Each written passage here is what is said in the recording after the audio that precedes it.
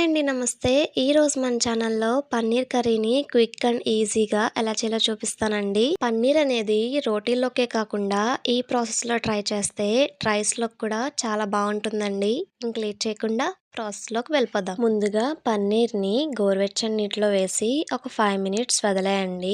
పన్నీర్ అనేది సాఫ్ట్‌గా అవుతుంది. తర్వాత ఇలా మీకు నచ్చిన సైజులో కట్ చేసుకోండి. తర్వాత ఇందులోకి మీ టేస్ట్‌కి తగినంత సాల్ట్, అలాగే 2 టేబుల్ స్పూన్ కారం, పావు టీ స్పూన్ పసుపు, 1 స్పూన్ ఆయిల్ వేసుకుని పన్నీర్ ముక్కలన్నిటికీ కూడా ఉప్పు, కారం, పసుపు బాగా పట్టే విధంగా కలుపుకోండి. తర్వాత స్టవ్ మీద ఒక పాన్ పెట్టుకోండి. అందులోకి బటర్‌ని వేసుకోవాలి. బటర్ ఇష్టం లేని వాళ్ళు 2 టేబుల్ స్పూన్ ఆయిల్ వేసుకోవచ్చండి. బటర్ కరిగిన తర్వాత మనం ముందుగా మ్యారినేట్ చేసుకున్న పన్నీర్ క్యూబ్స్ అన్నిటిని కూడా వేసుకుని బాగా ఫ్రై చేసుకోవాలి. పన్నీర్ అనేది ఓవర్ గా కుక్ అవ్వాల్సిన అవసరం లేదండి. లైట్ గా ఫ్రై అయితే సరిపోతుంది. పన్నీర్ అనేది ఇలా ఫ్రై అయిన తర్వాత ఒక ప్లేట్ లోకి తీసుకుని పక్కన పెట్టుకోండి. ఇప్పుడు స్టవ్ మీద మరొక కడాయిని పెట్టుకోండి. అందులోకి బటర్ ని వేసుకోవాలి. లేదంటే 2 స్పూన్స్ బటర్, 1 స్పూన్ ఆయిల్ వేసుకుని కూడా చేసుకోవచ్చండి. ఇలా బటర్ మెల్ట్ అయిన తర్వాత ఇందులోకి 1 స్పూన్ జీలకర్రను వేసుకోవాలి. తర్వాత ఒక దాల్చిన చెక్క, 4 లవంగాలు,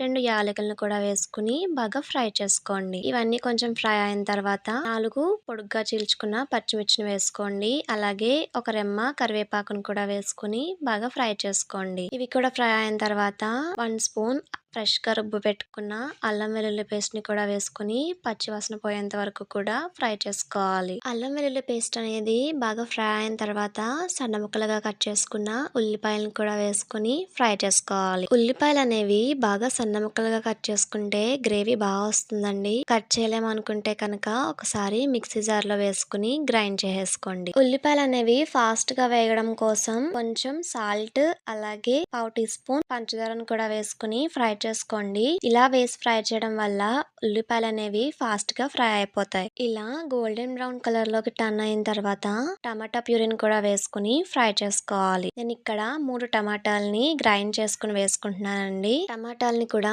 బాగా ఫ్రై చేసుకోండి. టమాటాలన్నీ కూడా ఇలా బాగా ఫ్రై అయిన తర్వాత ఇందులోకి మీ టేస్ట్ కి తగినంత సాల్ట్ ని వేసుకోవాలి. అలాగే పావు టీ స్పూన్ పసుపును కూడా వేసుకోండి. పసుపు వేసిన తర్వాత పావు టీ స్పూన్ ధనియాల పొడి, పావు టీ స్పూన్ జీలకర్ర పొడి, అలాగే 2 స్పూన్స్ కారాన్ని కూడా వేసుకోండి. తర్వాత ఇందులోకి 2 స్పూన్స్ గరం మసాలాను కూడా వేసుకోండి. ఈ గరం మసాలా అనేది ఇంట్లో ప్రిపేర్ చేసిందే అండి. చాలా బాగుంటుంది. మీకు కనుక వీడియో కావాలంటే కామెంట్ చేయండి. కమింగ్ సూన్ వీడియోస్ లో అప్లోడ్ చేస్తాను. మసాలా పౌడర్స్ అన్ని వేసిన తర్వాత అంతా బాగా కలిసే విధంగా కలుపుకోండి.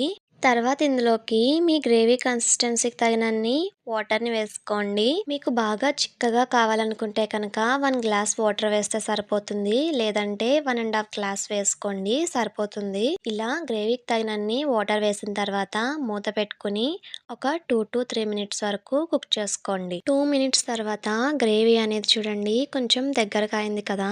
ఈ స్టేజ్ లోనే మనం ముందుగా ఫ్రై చేసి పెట్టుకున్న పన్నీర్ క్యూబ్స్ ని వేసేసుకోవాలి. పన్నీర్ అంతటిని వేసిన తర్వాత జాగ్రత్తగా కలుపుకోండి, పన్నీర్ అనేది విడిపోకుండా. పన్నీర్ అన్నిటిని వేసిన తర్వాత గ్రేవీలో ఒక 2 మినిట్స్ కుక్ చేసుకోండి. అంతేనండి, simple and tasty butter paneer masala curry ready అయిపోయినట్టే. లాస్ట్ లో కొంచెం కసూరి మేతిని కూడా క్రష్ చేసుకుని వేసుకోండి. ఇది మ్యాండేటరీ, కంపల్సరీగా వేసుకోవాలి.